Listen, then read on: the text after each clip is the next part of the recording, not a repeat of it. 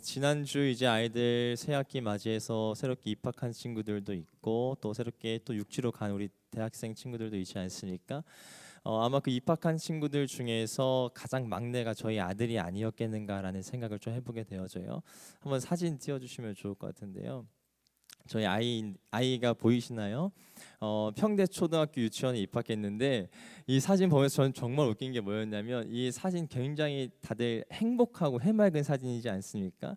근데 이 행복한 사진 가운데 우리 유겸이 한번 표정 보여주시겠어요? 어디 도살장 끌려가는 애 마냥 굉장히 심오하고 우울한 표정을 가지고 있는 거예요. 그냥 왜 그런가 하면 한 3개월 동안 이제 가정부역을 했었거든요. 그러니까 육지에서 넘어와서 어린이집에 갈 수 없는 상황이 돼가지고.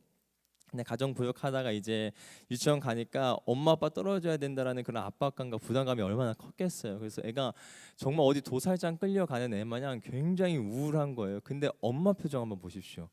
엄마 표정은 자유다. 이제 약간 그런 표정이 있죠. 아, 이제 끝났다. 이제 시작이다. 나의 자유는 시작이다. 약간 그런 표정으로 굉장히 해맑은 것을 보면서 굉장히 재밌는 경험을 제가 했던 시간이었습니다. 제가 이제 평대초등학교 입학식을 가면 사실 어린이집에는 뭐 입학식 그런 게 없으니까 처음 경험하는 일이지 않겠습니까? 근데 유치원 그 입학하는 그 현장을 갔을 때 너무 재밌는 거예요. 뭐가 재밌었냐면 제가 몇 가지를 보고 좀 놀랐었는데 평대초 입학식을 갔을 때 학생들이 정말 너무 적은 거예요. 그러니까 그 아동부 아이들이 정말 적은 초등학생 아이들이 정말 적은데 우리 아동부보다 인원이 적다라는 느낌을 제가 좀 받았었거든요. 그래서 지금 저희 아동부 한 42명 정도 오니까 그 인원도 안 되겠다라는 생각이 들었어요. 그리고 제가 지금 있는 이 자리가 그 제주 땅이 이 표현이 어떻게 들리실지 모르겠지만 정말 시골이구나라는 느낌을 제가 받게 됐어요. 그러니까 제가 왜 시골이다라는 느낌을 받게 됐냐면 학생들이 없어서 그런 것도 있긴 하지만 초등학교 입학식에 누가 오셨냐면요. 리장님이 오셨어요. 제가 리장님을 태어나서 처음 만났어요. 그러니까 살면서 리장님을 처음 만난 거죠. 근데 리장님이 오셔서 초등학교 입학하는 친구들에게 뭘 주시는 줄 아세요? 쌀 한 포대를 쌀 한 포대를 그 초등학교 애들이 어떻게 들 수 있겠어? 20kg 되는 그거를 한 포대를 주시면서 야 입학 축하한다 하는 그 모습을 보는데 너무 웃기면서 아 지금 내가 살아가고 있는 지금 이 땅이 촌이긴 하구나 시골이긴 하구나라는 그런 생각을 하면서 되게 많이 웃었던 기억이 있습니다. 근데 제가 그 입학식을 오랜만에 보내면서 오랜만에 지내면서 어떠한 경험을 좀 해보게 됐냐면 그 교장 선생님의 훈화 말씀을 정말 오랜만에 듣게 된 거죠. 벌써 저도 졸업한 지 한 20년이 넘었으니까 한 20년 만에 그러한 그런 시간을 좀 갖게 된 것 같아요. 교장 선생님의 훈화 말씀을 듣는 그런 시간들. 근데 제가 그 교장 선생님의 훈화 말씀이 제 마음 가운데 좀 기억에 남아서 우리 아동부 아이들에게도 얘기해주긴 했었는데 한번 제가 써서 써왔습니다. 제가 한번 읽어보도록 할게요. 교장 선생님 훈화 말씀이 우리는 작은 학교지만 여러분은 결코 작지 않습니다. 여러분이 세상의 중심입니다. 여러분이 세상의 중심으로 주인공으로 살 수 있도록 학교는 최선을 다하겠습니다. 교장 선생님 이렇게 말씀하시는 거예요. 좀 연세가 지긋하신 분인데 학교를 향한 사랑과 아이들을 향한 열정이 얼마나 많이 느껴지는지 제가 한번 다시 읽어볼게요. 우리는 작은 학교지만 여러분은 결코 작지 않습니다. 여러분은 세상의 중심입니다. 여러분을 세상의 중심으로 주인공으로 살 수 있도록 학교는 최선을 다하겠다라는 이 교장 선생님의 당찬 포부가 담겨져 있는 거죠. 저는 이 이야기를 들으면서 어떤 생각을 좀 해보게 됐냐면 이 교장 선생님의 훈화 말씀을 들으셨을 때 어떤 생각이 드셨습니까? 정말 나이스한 훈화 아니겠습니까? 아이들을 향한 생각이 담겨져 있고 아이들을 향한 그런 사랑과 관심이 담겨져 있는 훈화라고 생각되어지는데 저는 이 훈화를 들었을 때 곰곰이 생각해보게 되어지는 거예요. 아, 세상의 교육은 이 방향으로 가고 있구나라는 것이었어요. 다시 한번 그것을 생각해봤으면 좋겠는데 우리 학교는 작지만 결코 작지 않습니다. 여러분이 세상의 중심입니다. 여러분이 세상의 중심으로 주인공으로 살 수 있도록 학교는 최선을 다하겠다라는 멘트였습니다. 세상 가운데서는 우리 포스트 모더니즘이라고 얘기하고 있는데 우리가 살아가고 있는 이 시대 가운데 가장 중요한 것은 무엇일까요? 바로 나입니다. 나 중심으로 살아가는 게 정말 중요한 거죠. 세상의 중심으로, 세상의 주인공으로 살아가는 것, 세상의 주인으로 살아가는 것이 정말 중요한 세상의 문화가 있습니다. 그리고 우리 아이들이 다니는 학교 가운데서도 그러한 교육을 기초로 양육되어지고 있다는 것을 제가 다시 한번 체감해보고 경험하게 되어지는 시간이었어요. 근데 우리가 살아가고 있는 가치관과 우리가 지녀야 하는 교육과 세계관은 어떠한 것일까요? 교장 선생님께서 말씀하셨던 것처럼 세상의 중심으로 살아가는 것, 세상의 주인으로 살아가는 것, 주인공으로 살아가는 것, 그것이 우리가 지녀야 되는 가치관일까라는 생각을 해보게 된다라는 것이죠. 근데 성경에서는 절대 그렇게 얘기하고 있지 않습니다. 창세기 시작부터 요한계시록 끝까지 성경에서 끊임없이 강조하고 있는 것이 무엇인 줄 아세요? 너희는 연약하다. 그러나 강함 대신 하나님을 붙들 때에 진정한 강함과 평안과 안식이 있을 수 있다. 너의 인생 가운데 가장 붙잡아야 되는 것이 무엇이냐면 너의 삶의 주인이 네가 아니라 하나님이 되어야 한다라는 것이다. 이것이 성경 가운데서 끊임없이 알려주는 가치관이라는 것이죠. 저는 예배의 자리를 그러한 자리라고 생각합니다. 세상 가운데서는 너가 주인공이야, 네가 주인이야, 너의 뜻과 너의 생각대로 살아가는 것이 합당해, 그것이 맞아라는 기조로 이렇게 이야기를 하지만 예배 가운데 나아갔을 때 세상의 물을 하나씩 하나씩 빼고 그렇지 하나님이 우리의 주인이시지, 하나님이 천지를 창조하시고 나의 인생 가운데 주인이시며 세상 가운데 주인이시지, 내가 다른 것을 붙잡고 살아가는 것이 아니라 하나님의 손을 붙잡고 나아갈 때만 진정한 평안과 기쁨과 감사함이 있을 수 있지라는 것을 생각하고 상고하고 회복하는 시간이 예배의 자리라고 확신합니다. 오늘 예배의 자리를 향하여서 주님을 향한 그 사랑의 마음이 다시 한번 회복되어지기를 축복합니다. 세상 가운데 내가 주인 되어지는 것이 아니라 하나님이 주인 되어 주신 그 주인 되심이 회복되어지기를 진심으로 축복합니다. 오늘 그 말씀과 그 은혜를 함께 좀 나눠봤으면 좋겠는데요. 오늘 말씀 가운데 어떠한 이야기를 좀 담고 있냐면 가장 메인 이야기는 무엇이냐면요, 바로 세족식이라고 하는 이야기라고 말을 할 수 있겠습니다. 근데 그 세족식의 그 전후 이야기를 먼저 좀 살펴보고 싶은데 그 세족식의 이야기는 어떠한 맥락 가운데 기록되어져 있냐면요, 바로 그 본문의 상황을 13장 1절은 이렇게 표현하고 있어요. 한번 자막 있으면 같이 읽도록 하겠습니다. 유월절 전에 예수께서 자기가 세상을 떠나 아버지께로 돌아가실 때가 이른 줄 아시고, 이 본문의 표현을 보면 유월절 전에 예수께서 자기가 세상을 떠나 아버지께로 돌아가실 때가 이른 줄 아셨다라고 말씀하셨어요. 그때가 이른지 알았다라고 주님께서 말씀하셨다는 것이죠. 근데 그때가 어떠한 때냐면 이제 십자가에 못 박이실 때, 그리고 죽으실 때, 그리고 다시 살아나실 그때가 임한 줄, 하나님의 영광이 임하는 그때가 임한 줄을 주님께서 아셨다라고 성경 가운데 기록되어져 있습니다. 그러니까 시간 순서로 보면 어떻게 기록되어져 있냐면요, 시간 순서로 보면 어떻게 따져볼 수 있냐면 예수님의 그 체포되어지시는 상황, 그리고 잡혀가시는, 그리고 십자가에 매달리시는 그 상황 바로 전날 밤에 일어났던 일이 오늘 13장의 이야기라고 해석을 할 수 있다라는 것이죠. 예수님께서 체포되시기 그 전날, 돌아가시기 전날 밤에 일어난 상황이 오늘 본문 가운데의 이야기라고 할 수 있겠습니다. 그래서 학자들은 뭐라고 얘기하냐면요, 이 요한복음 13장의 이야기를 예수님께서 하시고 보이셨을 때 이것이 바로 예수님의 유언적인 행동이다라고 이야기를 한다라는 것이죠. 그렇다면 이 주님께서 잡히시기 전날, 그러니까 돌아가시기 전날 밤에 어떠한 일이 기록되어져 있을까? 마태와 마가와 누가는요, 이 예수님이 잡히시기 전날 밤의 이야기를 어떠한 부분으로 강조하였냐면 성만찬에 대한 이야기를 많이 강조하였어요. 근데 요한복음에서는 독특하게 성만찬에 대한 이야기를 강조하기에 앞서서 세족식에 대한 이야기를 강조하고 있다라는 것을 생각해 볼 수 있는 거죠.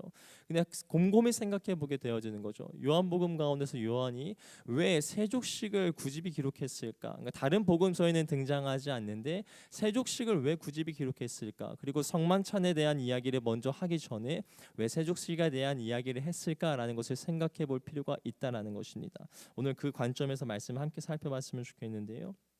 요한복음 가운데서 요한은 세족식을 통해서 강조하고 싶었던 것이 있었습니다. 요한복음 13장 4절의 말씀을 한번 같이 읽어보도록 하겠습니다. 저녁 잡수시던 자리에서 일어나 겉옷을 벗고 수건을 가져다가 허리에 두르시고 라는 표현이 있습니다. 예수님께서 저녁 식사를 하시던 도중이었어요. 그러니까 겉옷을 벗고 수건을 가져다가 허리에 두르셨다라는 표현이 성경 가운데 기록되어져 있습니다. 근데 우리 한국어 성경으로 보면 사실 잘 나타나지는 않는데, 그러니까 원어로 살펴봤을 때 좀 재밌는 단어가 두 가지가 등장합니다. 그것은 뭐냐면요, 벗다라고 하는 표현의 원어의 원형이 티떼신이라고 하는 그런 원형이 있고요. 그리고 가져가다, 수건을 가져가다 할 때 그 가져가다의 표현 가운데는 원어가 라본이라고 하는 표현이 있습니다. 근데 이 티테신과 라본이라고 하는 원어가 왜 저는 재밌게 느껴졌냐면, 그러니까 요한복음과 다른 복음서 가운데 많이 사용되어지는 단어가 아니라는 것이죠. 근데 이 단어가 정말 많이 사용되어지는 구간이 있는데, 그 장이 있는데 그 부분이 어떠한 부분이냐면 요한복음 10장에서 이 티테신과 라본이라고 하는 단어가 유독 많이 사용되어지고 있다라는 것입니다. 요한복음 10장에 나타나는 핵심적인 메시지가 뭐냐면요, 바로 선한 목자의 비유를 담고 있다라는 것인데요. 한번 11장 같이 11절 읽어보도록 하겠습니다. 나는 선한 목자라, 선한 목자는 양들을 위하여 목숨을 버리거니와. 그러니까 앞서 말씀드렸던 티떼신과 라본이라고 하는 이 단어가 10장 11절부터 17절까지 계속해서 반복되어지는 단어라고 이야기를 할 수 있겠습니다. 근데 그 단어를 요한복음의 저자였던 요한이 차용하여서 의도적으로 이 13장 가운데에 기록하고 있다라는 것입니다. 왜 그랬을까요? 궁금한 건 이거죠. 왜 그랬을까? 요한복음의 저자가 왜 성만찬을 기록하지 않고 세족식을 기록했는데 그 세족식 가운데에서 선한 목자의 비유에 많이 나오는 이 단어를 왜 세족식 때 기록하였을까라는 것을 생각해 보다가 제 마음 가운데 이러한 결론이 맺혀지게 되었습니다.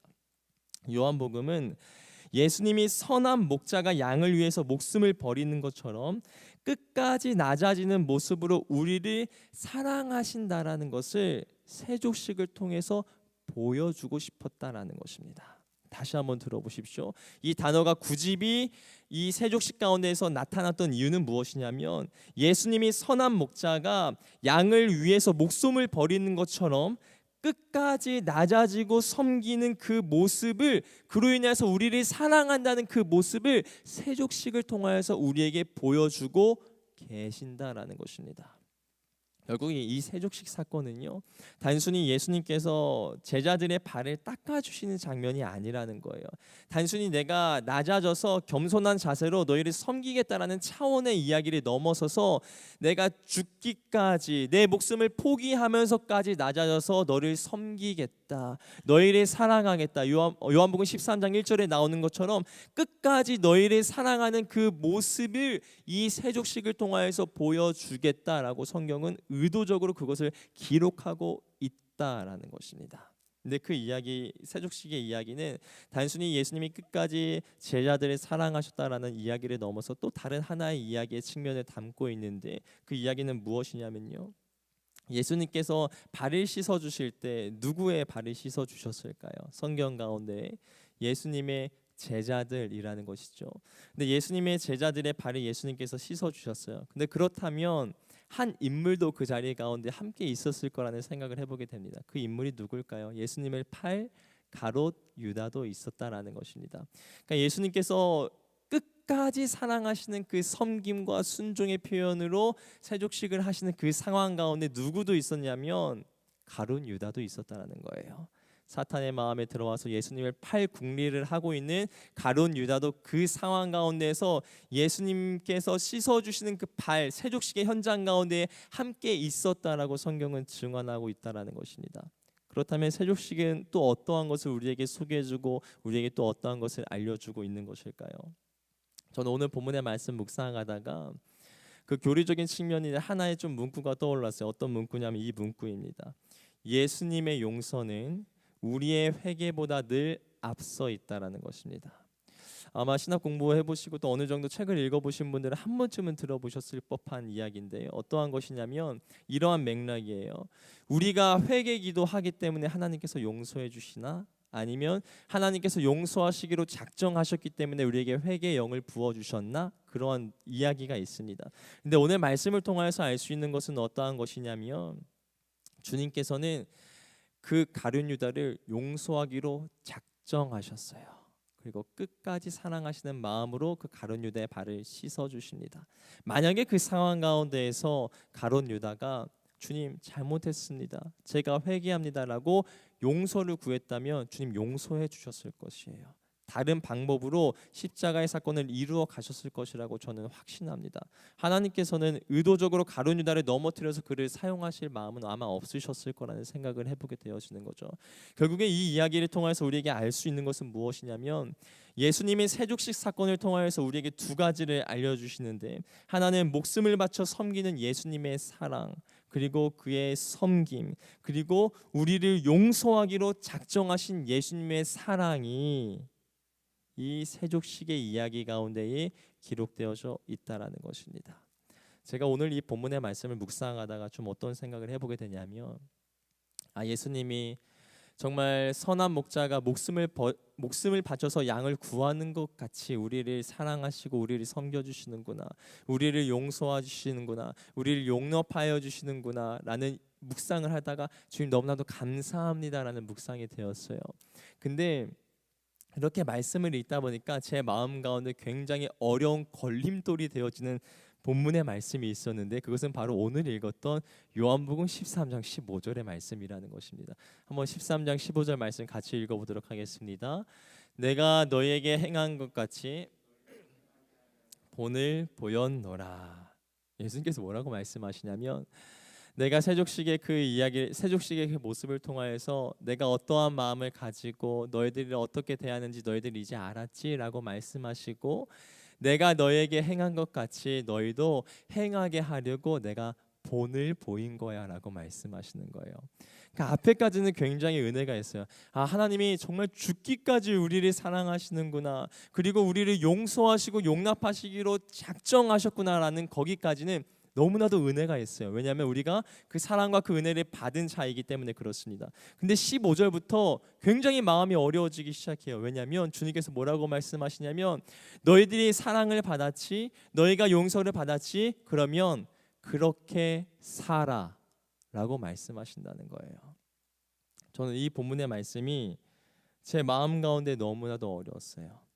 그러니까 예수님의 사랑을 받을 줄 알았고 예수님의 용서를 받을 줄 알았는데, 그것을 동일하게 사랑하고 죽기까지 다른 사람을 섬기고 용서하면서 살아가는 것에 대해서는 자신이 없었기 때문에 그렇습니다.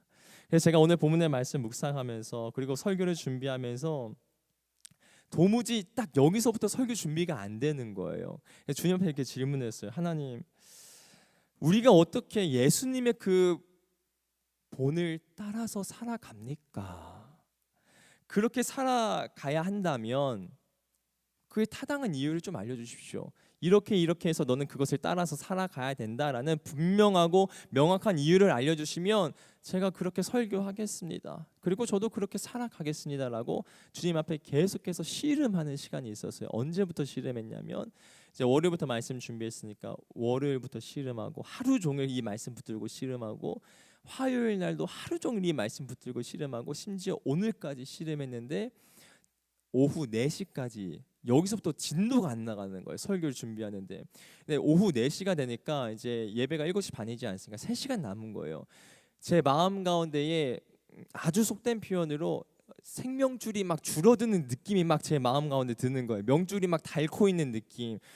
그래서 막 식은땀이 나면서 센터에서 밖에서 애들은 신나게 놀고 있는데, 정말 주님 어떡합니까? 도무지 말씀이 이해가 안 됩니다. 주님이 보여주신 섬김의 모본대로, 용서의 모본대로, 사랑의 모본대로 어떻게 살아가라고 저한테 이러한 어려운 난제를 주십니까? 라고 막 씨름하고 있었어요. 그러다가 기도하다가 주님께 질문했어요. 그렇다면 주님, 오케이, 알겠습니다. 제가 어떻게 기도해야 될지 알려주십시오. 저에게 말씀해 주십시오. 그럼 제가 그렇게 기도하겠습니다 라고 무릎을 꿇고 기도하던 가운데에 주님께서 저에게 한 가지 질문을 하셨어요. 어떠한 질문을 해주셨냐면, 승준아, 용서하고 사랑하고 용납하고 섬기면서 살아가는 건 그것을 따라서 살아갈 수 없는 거야? 아니면 그렇게 살아가기 싫은 거야? 그런 질문이 제 마음 가운데 들어왔어요. 그러니까 이 말씀을 묵상하고 계속해서 씨름하는데 제가 그것이 걸림돌이 됐다라고 말씀드리지 않았습니까? 용서해야 되고 끝까지 사랑해야 되고 끝까지 순종해야 하고 돼야 되고 끝까지 섬겨야 되는 그 모습이 왜 그렇게 해야 되는지 모르는 저의 인생 가운데 주님께서 질문하시는 거예요. 진짜 모르는 거야? 아니면 어려워서 그런 거야? 아니면 아는데 또 할 수 있는데 그렇게 하기 싫어서 그런 거야? 솔직히 생각해봐 라고 주님께서 저에게 질문하셨어요. 잠잠히 기도했어요. 정말 잠잠히 아무 말도 하지 않고 아무 생각도 하지 않고 내가 왜 막혔을까? 이 이야기가 왜 순종이 왜 섬김이 왜 사랑이 왜 용서가 이렇게 나의 마음 가운데에 어려웠을까? 곰곰이 생각하다 보니까 주님이 말씀하셨던 그 질문이 딱 걸렸습니다. 바로 이 부분이었어요. 예수님이 보여주신 섬김의 모습, 용서의 모습, 사랑의 모습이 어려운 게 아니라 싫었구나. 내 안에서 싫었구나. 용서하기 싫고 나를 미워하는 사람 내가 왜 굳이 용서해야 돼? 나를 어렵게 한 사람, 나의 마음에 상처를 준 사람, 내가 왜 굳이 낮아져야 돼? 왜 섬겨야 해? 왜 끝까지 사랑해야 돼? 이해가 되어지지 않는 그런 질문들과 모습들과 그로 인해서 주님과 대립하고 있는 저의 모습이 오늘 말씀 가운데 비춰지고 거울처럼 반사되어지는 것을 보게 되었습니다. 우리 성도님들은 오늘 말씀을 들으면서 어떤 생각을 해보시게 되십니까? 주님께서 순종하라고 말씀하시고 섬기라고 말씀하시고 끝까지 사랑하라 말씀하시고 서로 용납하고 용서해라라고 그렇게 살아가라, 내가 그러한 모본을 보여줬으니까 그렇게 살아가라라고 하는 그 질문 앞에서 네 주님 그렇게 살아가겠습니다라고 반응하십니까? 아니면 저의 모습처럼 주님 제가 왜 그래야 하죠? 제가 왜 그렇게 살아야 하죠? 왜 용서해야 돼요? 왜 사랑해야 돼요? 주님은 주님이시니까 하셨지만 저는 어떻게 그렇게 용서하고 사랑하고 용납하고 섬기겠습니까? 라는 질문을 가지고 계십니까? 만약에 후자의 질문이 우리 성도님들의 마음 가운데 남으신다면 한번 질문해 봤으면 좋겠어요. 정말 어려워서 그러세요? 아니면 하기 싫어서 그러세요? 섬기는 것, 사랑하는 것, 용납하는 것이 어려워서 그러세요? 아니면 하기 싫어서 그러세요? 이 질문 앞에 겸허히 우리가 생각해 봤으면 좋겠어요. 내가 왜 섬김이 어려울까? 내가 왜 사랑이 어려울까? 내가 왜 용서가 어려울까? 주님은 분명히 그 세족식을 통하여서 모본을 보여주시고 그렇게 해야 된다, 그것이 마땅하다라고 말씀하시는데 왜 나는 어려운가? 힘들어서 어려운 걸까? 이해가 안 돼서 어려운 걸까? 아니면 하기 싫어서 어려운 걸까? 오늘 말씀을 마무리하겠습니다. 한 가지 이야기만 하고 오늘 말씀 마무리하고 좀 더 기도하였으면 좋겠는데요. 누가복음 18장 말씀을 보면 우리에게 굉장히 익숙한 말씀이 있어요. 그 어떤 말씀이냐면 부자 청년에 대한 이야기예요. 그러니까 마태복음, 마가복음, 누가복음 이 세 복음서에 부자 청년에 대한 이야기는 다 기록되어져 있습니다. 그러니까 우리가 부자 청년에 대해서 어느 정도 익히 알고 있다라고 생각하고 말씀을 좀 전하겠습니다. 그러니까 부자 청년이 뭐 다른 복음서에서는 부자 관리라고도 불려지는데 청년이라고 이야기를 한다면 이 부자 청년이 예수님에게 찾아와서 얘기하는 거예요.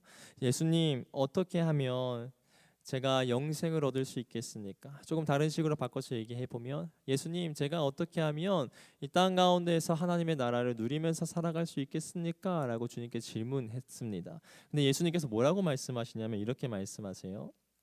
간음하지 말고 살인하지 말고 도둑질하지 말고 거짓 증언하지 말고 내 부모를 공경해라라고 주님께서 말씀하세요. 근데 그 이야기에 대해서 부자 청년이 아주 나이스한 대답을 해요. 뭐라고 얘기하냐면 주님, 어렸을 때부터 다 지켰어요 라고 얘기하는 거죠. 그러니까 그런 질문이 들어올 것을 알고 그렇게 얘기했는지 모르겠지만 약간 제가 상상했을 때 그 부자 청년 아마 썩소리를 날리고 있지 않았을까, 나 이미 다 했거든, 약간 그런 자세로 예수님께 대답하지 않았을까라는 생각을 해보게 됩니다. 그러니까 주님, 제가 어려서부터 다 지켰습니다 라고 이야기를 했을 때 우리 예수님께서 뭐라고 말씀하시냐면 누가복음 18장 22절의 말씀을 하십니다. 한번 같이 읽어보도록 하겠습니다. 예수께서 이 말을 들으시고 이르시되 내게 아직도 한 가지 부족한 것이 있으니 내게 있는 것을 다 팔아 가난한 자들에게 나눠주라. 그리하면 하늘에서 내게 보화가 있으리라. 그리고 와서 나를 따르라 하시니 아멘. 예수님께서는 내가 모든 거 다 지켰습니다라고 얘기하는 그 부자 청년에게 한 가지 부족한 게 있는데 네가 가지고 있는 그 모든 것을 가난한 자들에게 다 팔아주고 날 따라라라고 말씀하세요. 근데 우리가 이것을 해석할 때 보통 어떻게 해석하냐면 부자는 그만큼 천국에 가기 힘들구나. 하나님 나라에 들어가서 누리면서 살아가는 것이 정말 어렵구나라고 생각합니다. 근데 저는 조금 관점을 달리했으면 좋겠다라는 생각이 있어요.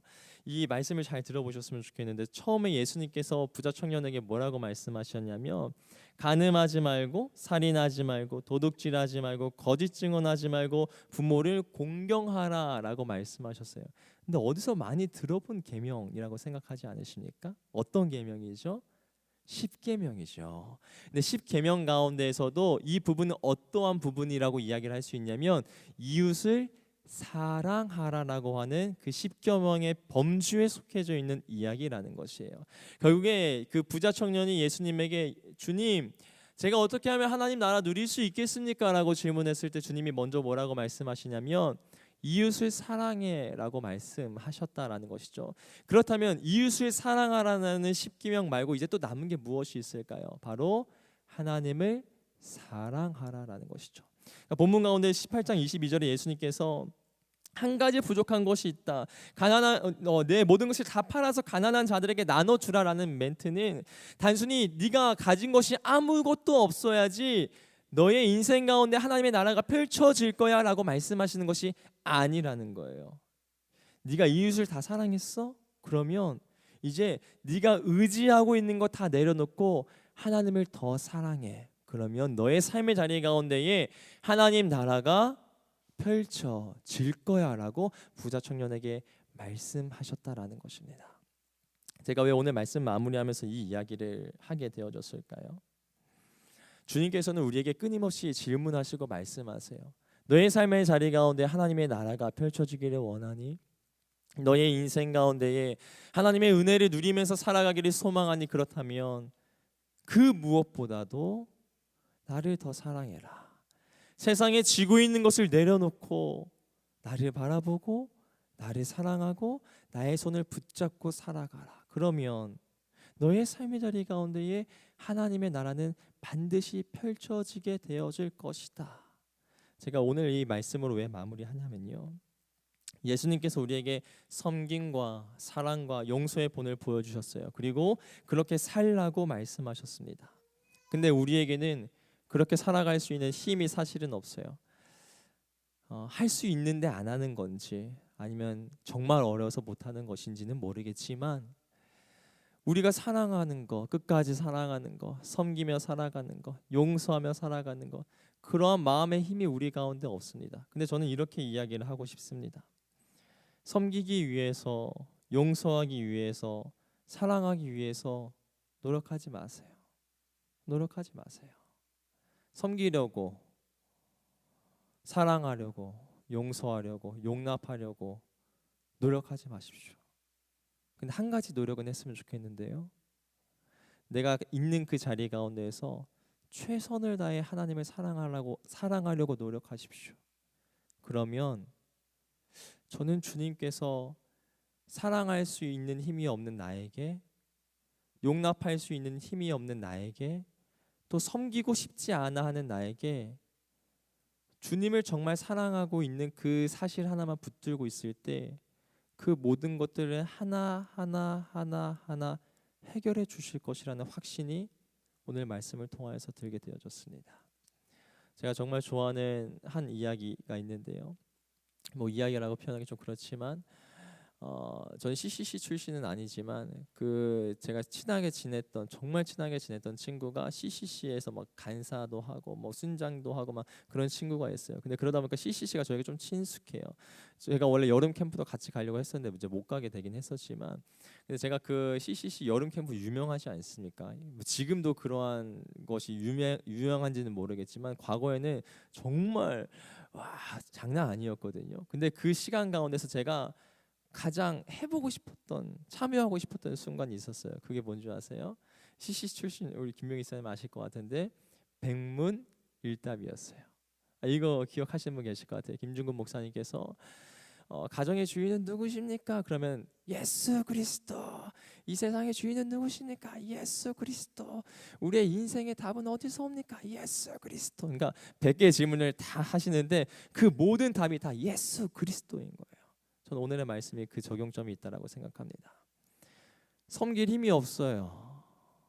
순종하고 싶은 마음도 없고 사랑하고 싶은 마음도 없고 용서하고 싶은 마음은 더더욱 없고, 근데 그 가운데 우리가 할 수 있는 답 하나가 있는데 그것은 뭐냐면 예수 그리스도. 그분 한 분 더 사랑하는 것. 섬기지 않아도 되고 순종하지 않아도 되고 용서하지 않아도 되는데 예수 그리스도라고 하는 그분 앞에 머무는 것은 반드시 필요하다라는 것입니다. 그러면 주님께서 우리에게 때에 맞는, 상황에 맞는 답을 허락해 주시고 지혜를 허락해 주시지 않을까라는 생각을 오늘 본문의 말씀을 묵상하면서 해보게 되어졌습니다. 결국 우리 인생 가운데 필요한 것은 예수 그리스도, 그분 한 분 사랑하는 것. 우리 인생 가운데 생기는 수많은 질문 가운데 가장 필요한 것은 예수 그리스도, 그분 한 분 사랑하는 것, 그분의 인도하심을 따라가는 것, 목자 되어 주시는 그 아버지의 손을 붙들고 살아가는 것, 그것이 우리 인생 가운데 가장 필요한 답변일 줄을 믿습니다. 이 시간 우리가 함께 찬양하면서 기도했으면 좋겠는데요.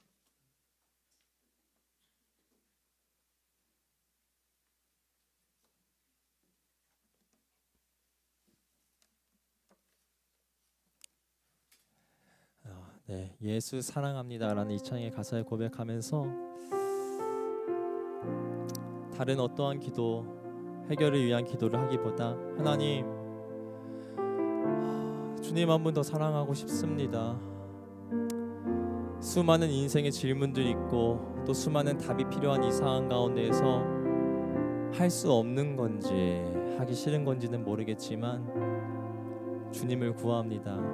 우리에게 은혜를 더하여 주시옵소서 라는 찬양의 가사의 기도의 고백으로 나아가도록 하겠습니다.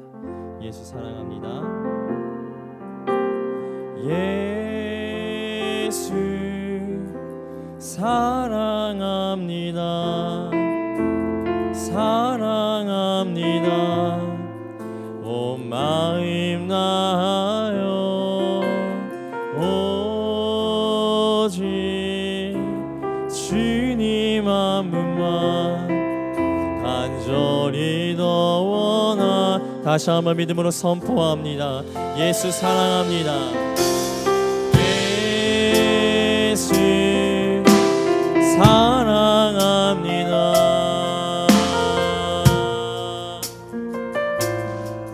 온 마음 다하여 오직 주님 한 분만 간절히 더 원하. 다시 한번 예수님.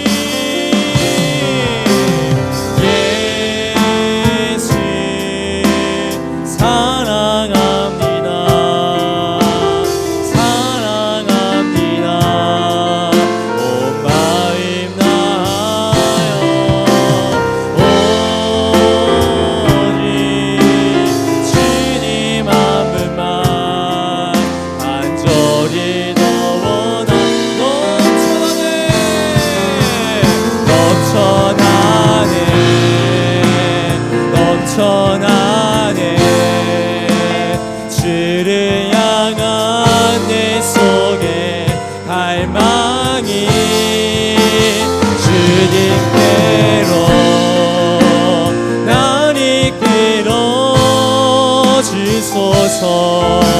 주님을 더 원하. 다시 한번 처음부터 고백합니다. 예수님 사랑합니다.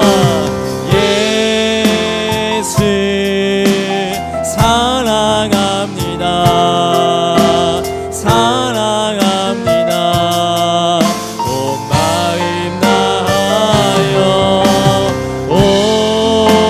오직 주님 한 분만 간절히 더 원하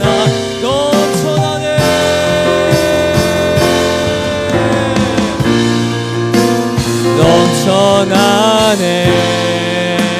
주를 향한 내 속에 갈망이 주님께로 날 이끌어 주소서. 주님을 더 원하 넘쳐나네.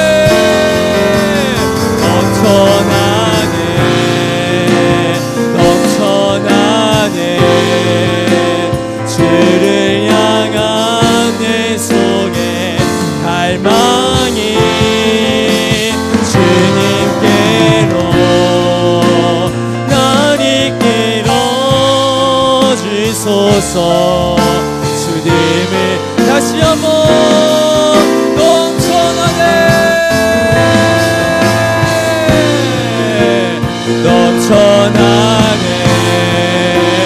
주를 향한 내 속에 갈망이 주님께로 날 이끌어 주소서. 주님을 더 원합니다. 다시 함께 기도하며 나아갈 때에 하나님, 나의 인생 가운데 수많은 질문이 있습니다. 해결되어지지 않는 문제가 있습니다. 근데 그 어떠한 것을 구하기에 앞서서 오직 예수 그리스도 한 분만을 구합니다. 주님을 더욱더 사랑하기를 소망하고 주님을 더욱더 의지하기를 소망하고 더욱더 주님 한 분만 붙잡고 살아가기를 소망합니다. 그 사랑의 마음과 그 갈증의 마음을 나의 인생 가운데에 더하여 주시옵소서. 우리가 주님의 이름 한번 간절히 부르짖고 기도하며 나아가겠습니다. 주여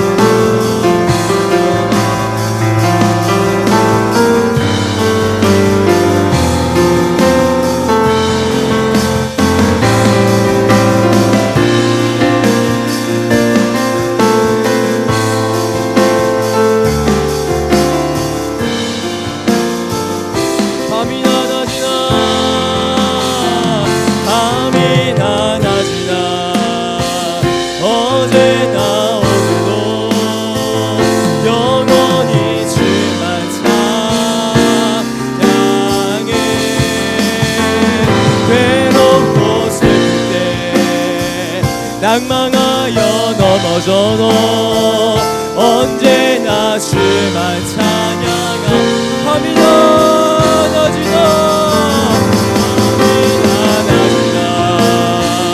어제나 오늘도 영원히 주만 찬양해 괴롭고 슬플 때 낭망하여 넘어져도 언제나 주만 찬양함이나 너지도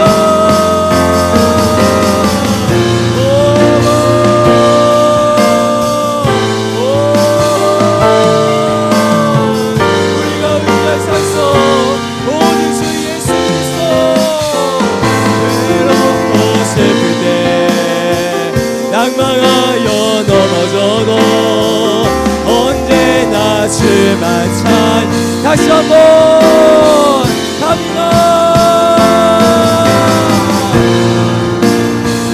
어제나 오늘도 영원히 주만 찬양해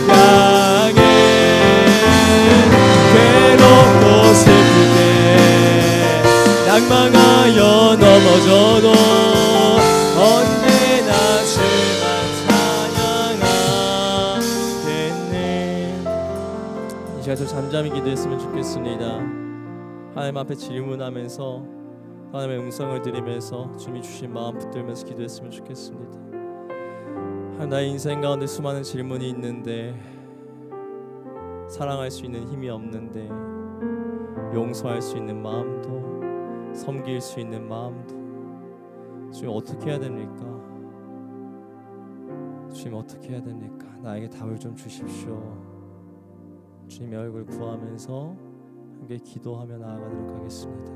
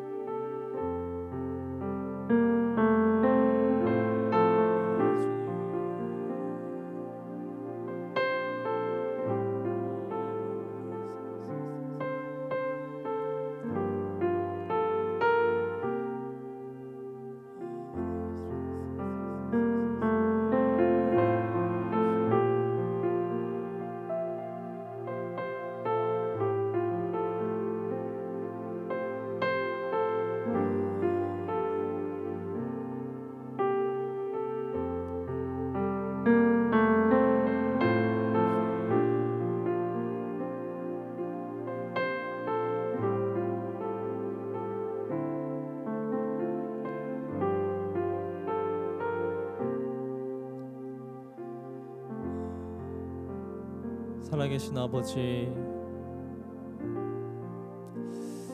주님의 세족식을 통하여서 서로 사랑하라고, 섬기라고, 용납하라고, 용서하라고 말씀하십니다. 근데 주님 어떡하죠?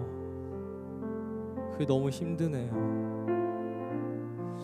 그렇게 해야 되는 건지도 사실 모르겠고 그렇게 할 수 있는 마음의 힘도 사실은 없습니다. 주님, 그러나 할 수 있는 거 하나 있는데 주의 얼굴 구하는 것입니다. 답은 모르겠지만 주의 얼굴 우리에게 비춰주셔서 주님이 원하시는 답변들, 주님이 원하시는 생각들, 주님이 원하시는 마음들 우리에게 들려주시옵소서. 그때 순종할 수 있도록 우리에게 용기를 더하여 주시옵소서. 내 자리에서 낙심하고 낭망하고 좌절하는 것을 넘어서 주님의 말씀 붙들고 일어날 수 있도록 우리에게 은혜를 더하여 주시옵소서. 이제는 우리 주 예수 그리스도의 은혜와 하나님의 사랑과 성령의 사귐의 역사가 우리의 인생 가운데 답이 되어주시는 예수 그리스도를 붙들고 살아가기를 간절히 소망하는 주의 자녀들 머리 가운데 있기를 간절히 축원하옵나이다.